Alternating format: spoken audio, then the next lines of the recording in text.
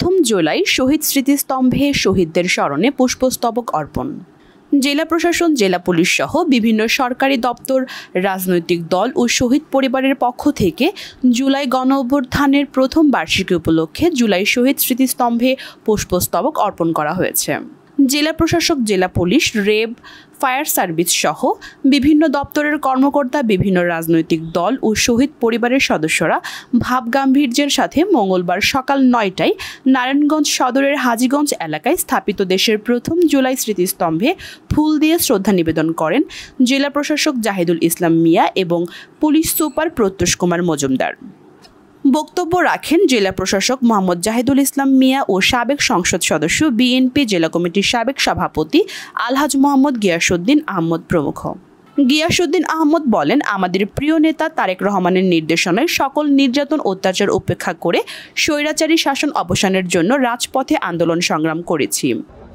এত নির্যাতন, এত অত্যাচার সহ্য করেও তারা আমার প্রতিটি ডাকে সাড়া দিয়েছেন, যার কারণে ফ্যাসিস্ট শেখ হাসিনার পতনের আন্দোলনে নারায়ণগঞ্জের থেকে আমরা এক ঐতিহাসিক ভূমিকা পালন করার ইতিহাস সৃষ্টি করেছি।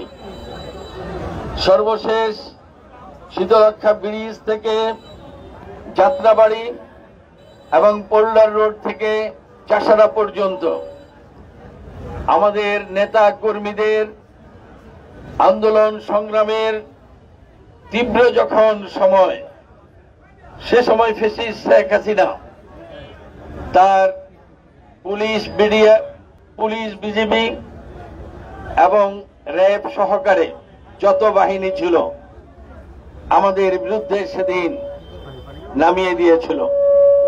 হেলিকপ্টার থেকে ব্যাপকভাবে গুলি বর্ষণ করেছে। এখানে আমাদের অনেক ভাই শাহাদত বরণ করেছে। শিশু বাচ্চা যে কোনো কিছুই বোঝে না, সেও এখানে নিহত হয়েছে। এমন তীব্র অত্যাচার, নিপীড়নকে উপেক্ষা করেও সেদিন আপনারা আমার সাথে রাজপথে ছিলেন। জেলা প্রশাসক বলেন, ছাত্র জনতার রক্তের বিনিময়ে গণ অভ্যুত্থান হয়েছে। অভ্যুত্থান পরবর্তী সময়ে আমরা এমন একটি দেশ চাই যেখানে কোনো বৈষম্য থাকবে না, আইনের সুষ্ঠু প্রয়োগ সহ সবকিছু নির্দিষ্ট গতিতে চলবে। 2024 সালের আজকের এই দিনে, যেটিকে আমরা ৩৬ জুলাই হিসাবে পরিচিত, বাঙালি জাতির ইতিহাসে, বাংলাদেশের ইতিহাসে একটি গৌরবোজ্জ্বল অধ্যায় রচিত হয়েছিল।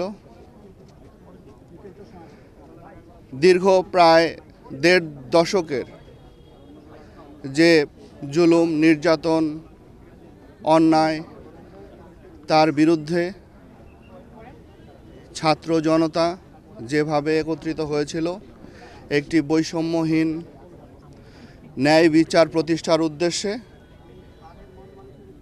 এমন একটি সমাজ গঠনের উদ্দেশ্যে, যে রাষ্ট্র যেখানে কেউ কোনো সিস্টেমকে চালাবে না, যেখানে সিস্টেম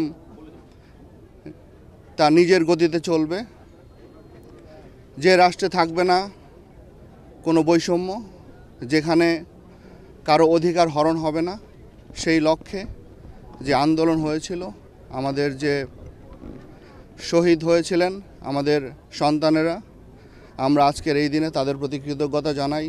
এর আগে সোমবার ৪ই আগস্ট দিনগত রাত ১২টা ১ মিনিটে নারায়ণগঞ্জ নগরের চাষারা বিজয় স্তম্ভের সামনে এনসিপির নেতাকর্মীরা ২৪টি আতশবাজি ফুটিয়ে আনন্দ উল্লাসের মধ্য দিয়ে ২০২৪ সালের বিজয়ের প্রথম বার্ষিকী উদযাপন করেন। এই সময় আতশবাজির আলোয় আলোকিত হয়ে ওঠে রাতের আকাশ। এ সময় জেলা বিএনপি, মহানগর বিএনপি, জাতীয় নাগরিক পার্টি এবং জুলাই শহীদ পরিবারের সদস্যরা শহীদদের রুহের মাগফিরাত কামনা করেন।